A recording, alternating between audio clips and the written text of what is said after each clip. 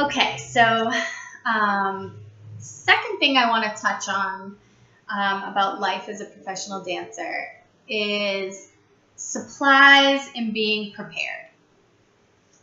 So dancers generally know that we should be prepared for anything. We never know what a casting director is going to ask us to do. They could ask us to learn a ballet combination 1 minute and a tap routine the next. They could ask us to do any kind of acrobatic skills we have and then ask us to put on our pointe shoes. We don't always know what they're looking for. This could be a variety show that has a lot of different elements, and they're looking for someone who can do most of it so that they don't have to hire someone else to do different pieces. We don't know. So in my opinion, it's best to come completely prepared. Have all your shoes, have different tights, have your hair and your makeup supplies so that you can touch up, and come with all of the knowledge that you've had and you've learned over the years. Come with your resumes, come with your headshots, come with your demo reels.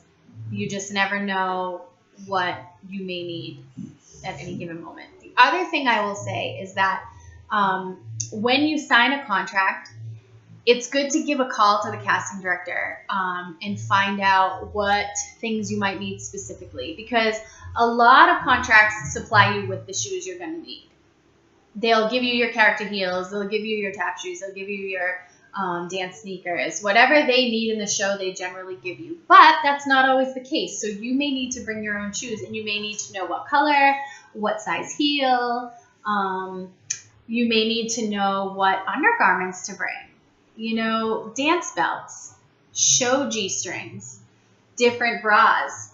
You are going to have to know what kinds of costumes you're getting into so that you know how to prepare yourself underneath. Do you need fishnets? Are they going to supply them for you?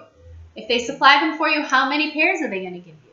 Because sometimes they only supply you with 2 pairs, and you're supposed to last 10 months with 2 pairs of fishnets. When you're doing quick changes in 50 seconds and you rip them, what are you going to do? Do you know how to sew them?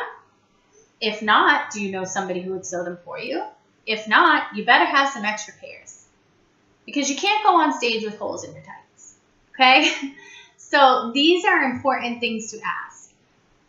I know that on my first full-time professional contract, I got there and someone said, "Do you have your shoji?" And I said, "What's a shoji?" And they just laughed at me, like, "You don't know what a shoji is?"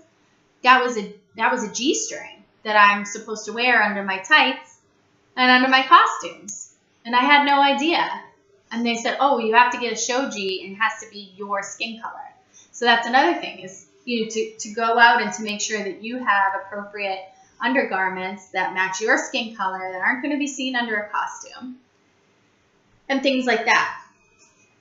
What if you have tattoos and you're not allowed to show the tattoos when you're performing?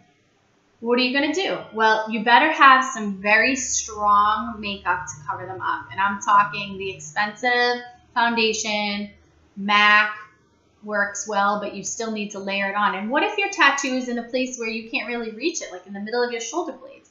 Well, you better have a friend on your contract with you who's going to help you cover that every single time you have to perform. Okay, so these are things to think about. If you're planning on going and getting a tattoo, and trust me, I love tattoos. I have nothing against tattoos. If you're going to get a tattoo, or a piercing for that matter, that's visible, you're going to need to find out the company who's hiring you, what their thoughts are on those things, so that you don't show up with your piercings and your tattoos and then they don't like that and have something to say. You want to show up prepared for what they want. So you want to show up with your tattoos covered if that's what they want. You want to show up with your piercings out if that's what they want. If they don't care, great. Be yourself. Don't worry about it.